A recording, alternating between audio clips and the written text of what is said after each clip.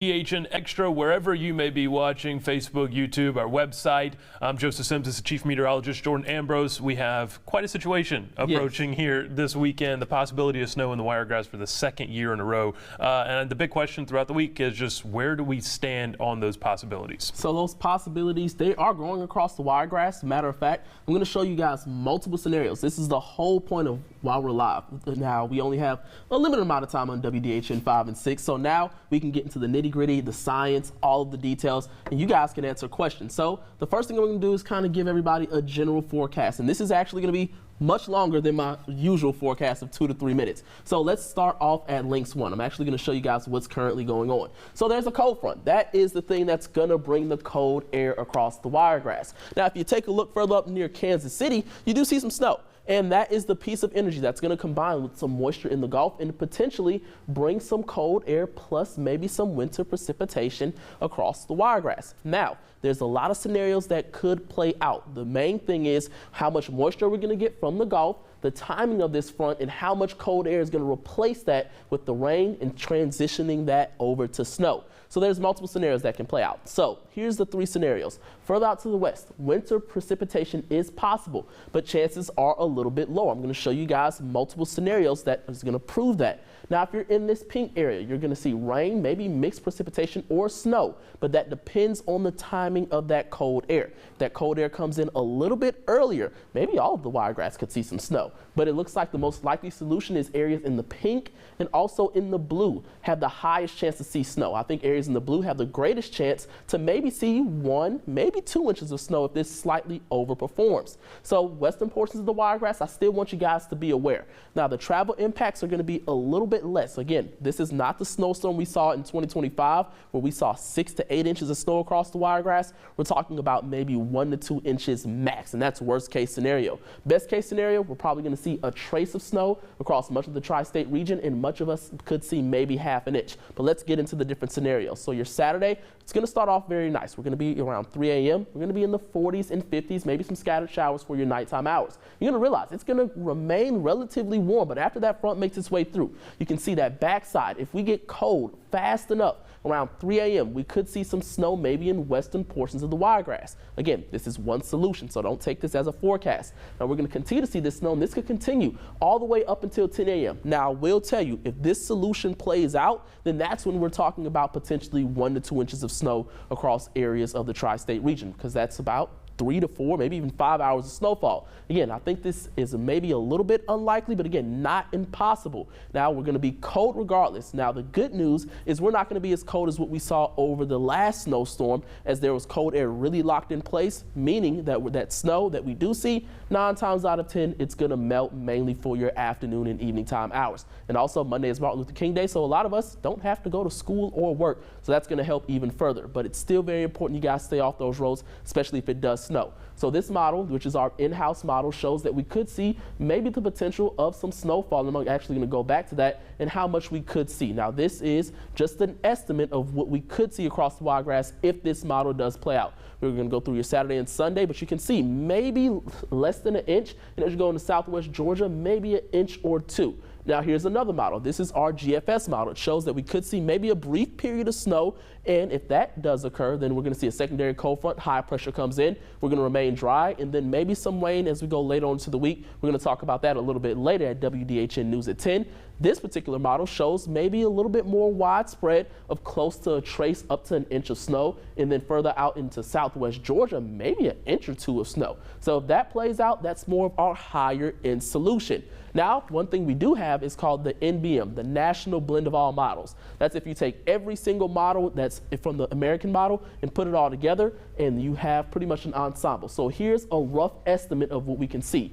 Most of the National Blend of All Models, after you combine the averages, shows about half an inch of snow, 0.4 inches. So this is what's probably most likely. I'm thinking between a trace, no more than an inch of snow, but if it overperforms, we can't rule out maybe 1 to 2 inches of snow across areas of the Wiregrass. So here's some driving safety tips. Remember, always reduce speed, especially if you're dealing with ice and slush, and avoid driving at all if possible. A lot of this snow is going to come in the middle of the night, so a lot of you are probably going to be asleep. But if you have to travel, please be careful on the road. If you're sliding, remember, turn the wheels in the same direction and avoid hills and also steep inclines. Now, we were 4 to 5 days out. We were looking for consistency. We're starting to get that. Now we're beginning to prepare forecast. The general idea is that snow is definitely possible across the region. The timing and location is now around your overnight hours to your early morning. In the totals, as of right now, we're looking between a dusting, at least the most conservative amounts, or maybe mostly rain in western portions of the Wiregrass. In worst case scenario, an inch or two. I think that's a little bit less likely, but again, not impossible because we have seen last minute shifts.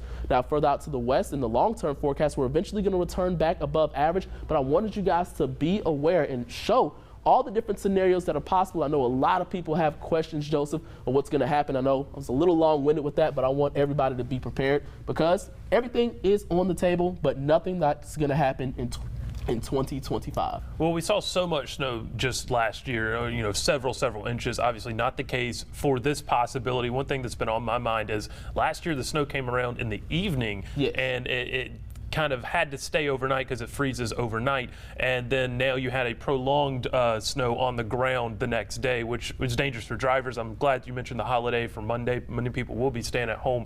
But this year, what changes with it coming at night and then now staying on the roadways? So the main thing that does change is that it's coming at night, which means it's going to be a little bit colder. So it could stick, but it's coming from the night into the morning. So one of the main things that I'm watching is it could start off as snow, but as the sun comes up, we could warm up and it could maybe end as rain and wash all that snow out. But the bad news is this. I know a lot of people, especially on Sunday, they go to church. If it's cold enough, just long enough, and that cold air stays locked in, as one of the models showed, it could snow maybe all the way up to until 10 a.m. A lot of people have church service around 10 or 11, and people could be traveling on the roads. Wouldn't recommend it. If you got virtual service, I prefer that you guys would do that and stay home. If it does, we get that colder solution and it does snow a little bit longer. Very much so. I mean, the online services can be very handy. If we want to go to some of the crash video that we had last year, we really saw quite a few accidents on the roadways, which even then the roadways were closed down and they were asking people to stay off of them.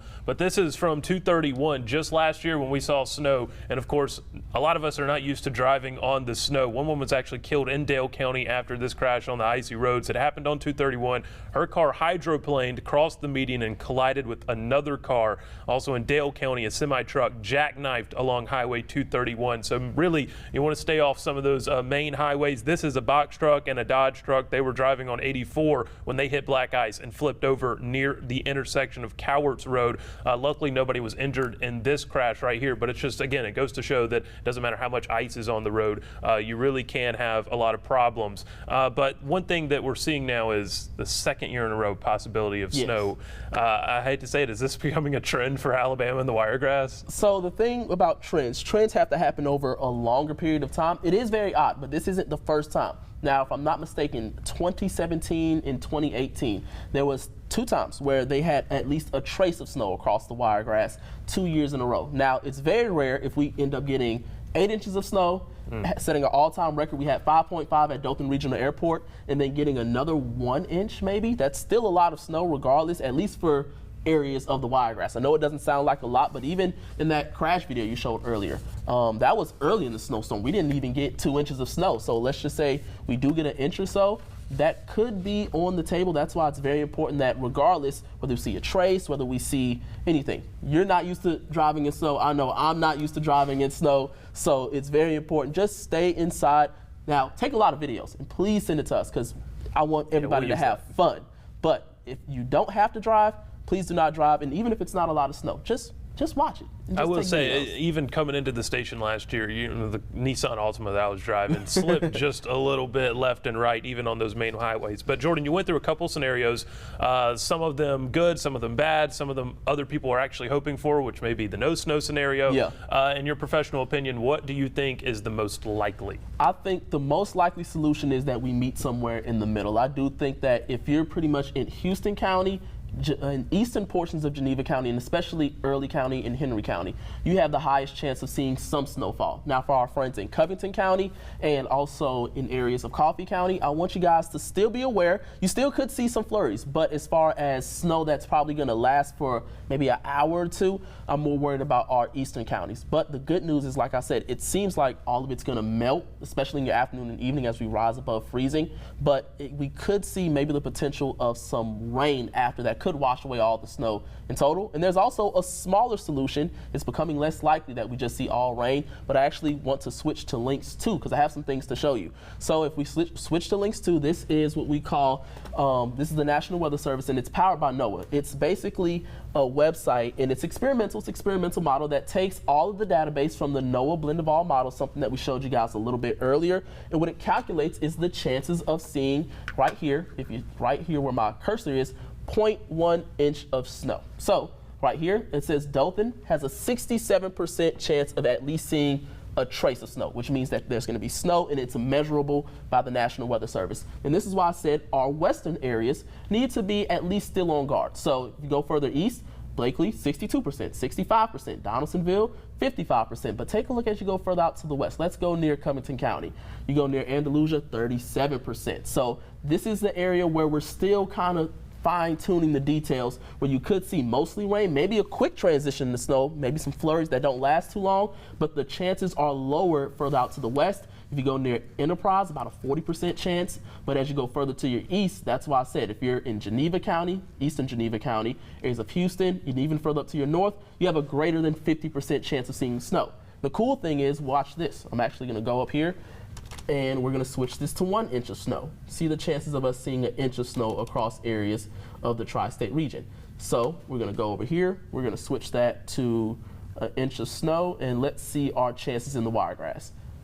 As this loads, about a 30% chance. So a 30% chance, especially if you're in that Houston County area, Early County, near Blakely, about a 32% chance, so slightly higher, but take a look further out to your west. Andalusia, you have less than a 10% chance. So that's why I said western portions of the Wiregrass, still a little finicky. As you go further out to your east, we have higher confidence that we're going to see snow. So that's a 3 out of 10 chance, Joseph. It's not impossible that we see maybe a little bit more snow than expected. I'm going to switch this back to our 0.1, but regardless, we have pretty much an above 50% chance of seeing something across the Wiregrass, at least some snowflakes across the tri-state region. Now, looking at this, we decided to do this WDHN Extra show today because it was the day that you said we'd have the most confidence of what would happen throughout the weekend. But of all the things that we looked at, the scenarios, this doohickey that we just saw right here, how much has it really changed, and how much could it change even still coming into Sunday morning? So it could change a lot, and that's the main thing about winter storms. Winter storms in the southeast, you need a delicate balance. You need cold air, you need moisture, and the issue 9 times out of 10 is the cold air. If we are 1 to 2 degrees warmer, Joseph, we're talking about all rain. And then a lot of people might be mad at me, especially if you're a snow fan. But if we're 1 to 2 degrees cooler, now we're talking about the potential of maybe 1 inch or 2 of snow, which could make maybe some people who don't want any snow. I talked to a lady today. She was like, Jordan, please, no more snow.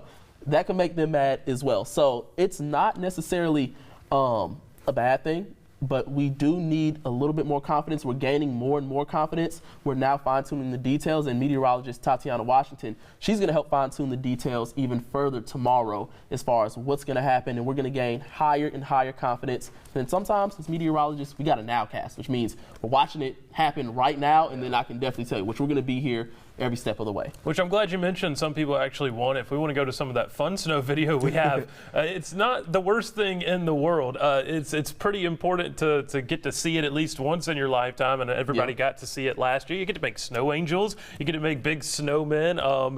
We had some fun here at the station, so it can be a fun experience. So don't just focus on all the negatives that come with it, but approach them with precaution, because again, this we said last year was a once-in-a-lifetime opportunity. Here we are a year later. Now it's a twice-in-a-lifetime opportunity. Yeah, it's one thing I will say is, because like I said, we had a lot of people say, is this going to be like 2025 again? Remember, I hope we don't get another blizzard across the Wiregrass. That was very, very rare. We had blizzard warnings in Louisiana. We had 11 inches of snow, if I'm not mistaken, someplace near Covington County. And that's a lot of snow. I can almost guarantee I can bet my house, I don't even have a house, but I can bet my house that we're not going to see a foot of snow across the Wiregrass, at least for your Sunday. Now, an inch or two, that could be not out the realm of possibility, because one thing I will say is that snow systems in the south can sometimes, just like they can underperform, and we see mostly rain, they can also overperform. You remember, a lot of people forecasting 3 to 5 inches of snow, and we got 6, 7, sometimes even 8 to 9 inches of snow across areas of the tri-state region. So. Now, there's still plenty to think about as far as even if we get no snow, it could just be a regular storm. But you still have power outages to worry about. And if we want to go to that, you see last year we saw plenty of power outages. Even with the snow that we got, we could see some of that same systems now. If snow comes again this weekend, it's not out of the realm of possibility to see some of these same power outages. Some things you might want to stock up on: bottled water for sure, canned beans, canned fruits and vegetables, crackers, cookies, and other snacks. Some other items that might want to be on your list: battery packs and mobile chargers, battery-powered flashlights, first aid kits, baby items if you have a child, pet items if you have a pet, and prescription medications at ready if you do have to stay in your house for a prolonged period of time throughout the weekend. And don't forget non-electric heat sources and fuel, maybe some candles as well. All that would be good to go ahead and put into a kitchen area or a place where you can stay overnight. Again, this is, I know Jordan's mentioned it already, it's really nice that you can absolutely say that it's coming in Sunday morning-ish, because most people are off work on Sunday, and then the holiday on Monday. That gives really no opportunity for people who have to go out to go out. You know, yes. They can stay inside, and that's really what we really want to happen, just take precaution as much as possible. And I do want to mention one thing. If we actually switch back to links 1, I want to show everybody something, is that regardless, we're going to remain cold. And speaking of cold weather safety, remember, also be careful with those space heaters as well, and also those generators, because regardless, if we see rain, if we see snow, if we see absolutely nothing, it's going to be cold across the Wiregrass. This is your hour-by-hour temperatures. You can see that cold front really defined. 30 degrees in Tupelo, 50 degrees in Montgomery. I'll tell you, Montgomery and Tupelo are not that far apart to have a 20-degree temperature difference. That's where that front is, a very sharp cold front, and that's going to bring those temperatures down. And after that cold air sinks through, we're talking about Sunday at 6 a.m., barely above freezing across the Wiregrass, 21 degrees in Tupelo, which means we're going to be very, very cold. So regardless if we see rain or snow, that Arctic air is going to make its way through. We're talking about lows in the 20s and 30s, not only for your Sunday, but also for your Monday, lasting into your Tuesday too. We're talking about highs potentially only in the 40s and lows in the 20s and 30s for multiple days in a row. So we're going to continue to see very cool temperatures across the Wiregrass, which means it's very important that if you have a space heater, make sure you keep it away, especially from curtains.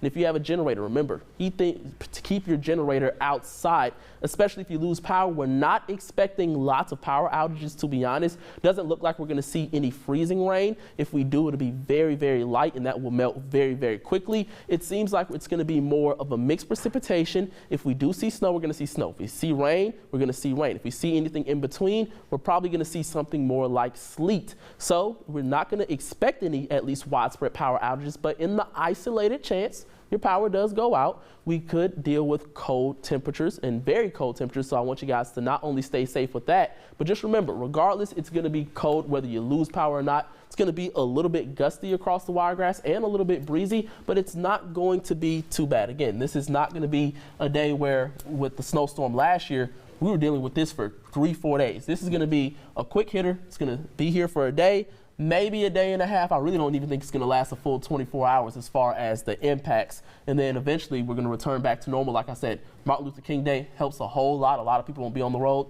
I'm almost guaranteed by the time you get back to work on Tuesday, it's going to look like nothing happened. It's just going to be cold outside. Well, I still don't want it to be cold outside. And personally, I don't really want it to snow either. I feel like we all kind of got our share of it last year, and we learned our lessons, and we learned what we needed to learn, and now we're kind of prepared for this happening right now. We do have one question on Facebook, and that would be, when is it going to be appropriate to know definitely about snow chances and how much, and when will that happen really? I think that we're gaining a lot of confidence right now. I think we have more definitive answer, especially tonight and tomorrow. With winter storm systems, you always kind of wait up until the storm. I would say prepare now though. If you need to get a few canned goods, I don't think it's like last year we have to Rush onto the store. Bombard the whole shelf. Don't clear out the whole shelves, guys. I need to go grocery shopping later on. So don't clear out the whole shelves, but it's still important. Just get a few supplies. Again, this is going to be a quick hitter system.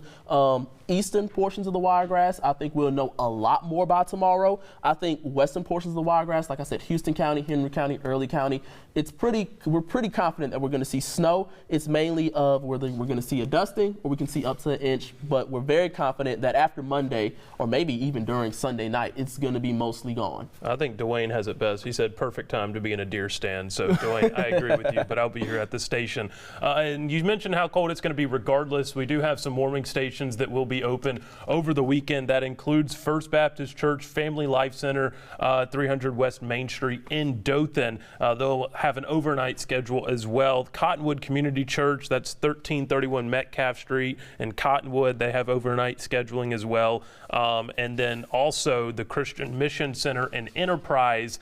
You need to call them if you need to shelter. Their number is on our website. I'm going to give it to you right here, though. It is 334-393-2607. And then the Colvin Center in Ozark. So that warming shelter has changed in Ozark to the Colvin Center. They'll be open Friday, Saturday, and Sunday. Though doors open at 6 and close at 8 each night. And then they'll open till 8, and then the doors will promptly close at 9. So a couple warming stations available for those who need it. And if you know somebody who needs it, or know somebody who might not have the heat source reliability in their own home, then maybe just prompt them to go stay at a warming shelter. And that way everybody can be out of the cold for as long as possible. And luckily, again, Jordan said that it's not going to last as long as last year, but it still will be frigidly cold. None of us are really used to this, especially those native to Alabama. Jordan, what else is on your mind about this storm that you feel like people really need to know about right now before it actually comes? Well, I will say one thing that people need to know is any precipitation that we see will be beneficial because we are still under drought conditions. I know I haven't gone over the latest drought monitor. I'm going to show you how much rain we could potentially see across the Wiregrass. Let's just say it does stay all rain. We could see maybe the potential of 0.1 to maybe 0.2 inches of rain across the Wiregrass, which isn't a lot. I'm actually going to drag this out so I can show you guys again. Maybe 0.1 to 0.2 inches, maybe half an inch in areas near Bainbridge, which isn't the world's best. And the reason I say that, if you take a look, our drought monitor is very, very bad. Again, we have a new update. We got this on Thursday. Severe drought conditions have now encompassed all of the Wiregrass. And with that being said, we need the rain very, very desperately because we are well below normal for this time of year. Take a look at areas of southeast Alabama. 27% of the rainfall of what we need over the last 30 days, and we are well below average. So this rain won't be quite beneficial, but any precipitation, we need that desperately across the Wiregrass. 18% of what the rain you need, and you fall in Abbeville. And now, according to the United States Drought Monitor, we're starting to now not only see short-term impacts, but now long-term impacts, at least from a hydrological scale. We're now starting to see at least streams and overflows now beginning to be at least well below average due to this long-term drought that we're seeing. So we definitely need the rain across the Wiregrass. I'm actually going to step off the screen and show you that there could be some good news. So everything isn't necessarily bad. Sometimes a little bit of precipitation, even though snow doesn't carry a lot of water compared to regular old rain, it can be a good thing because we do need the rain desperately. We're going to continue, at least in the long range, to be either near or slightly above average with temperatures, but also we're going to be above average when it comes to rainfall. And I don't want anybody to let their guard down. I'm actually going to go to our long-range forecast and show you something that could happen in the long term. We're looking at our satellite and radar, and there goes that snow, but I'm going to zoom out. And it's going to be a fairly active pattern across the southeast in the long range. You see high pressure coming in,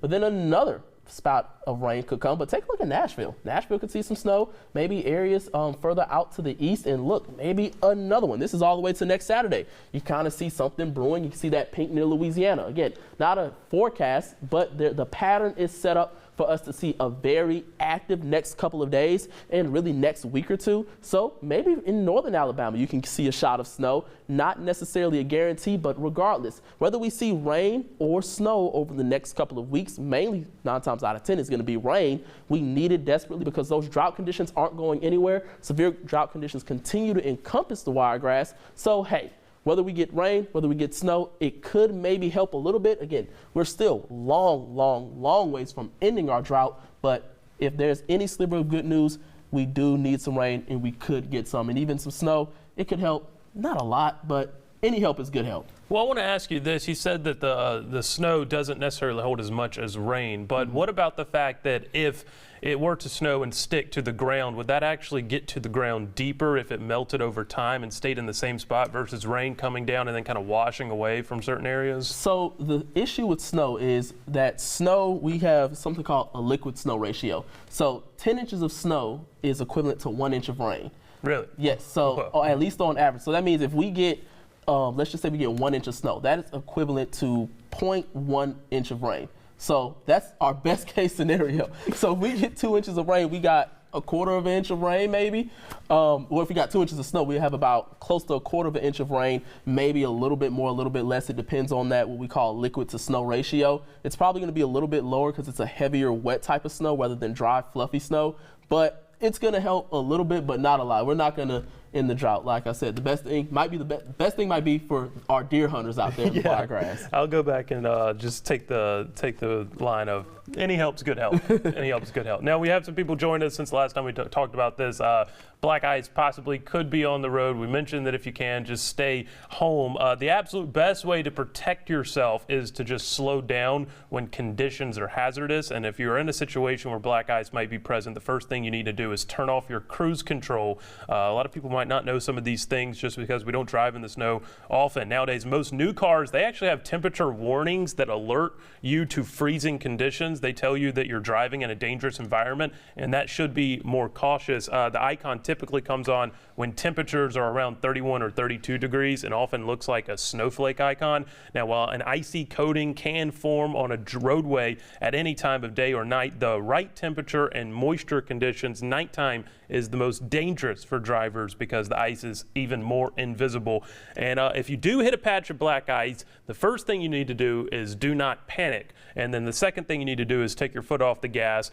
Pressing the gas can cause you to spin. And once you start to slow down, start lightly tapping your brakes and turn into the skid if you do start skidding across a roadway, which simply means to turn the steering wheel in the direction the front of the vehicle is going.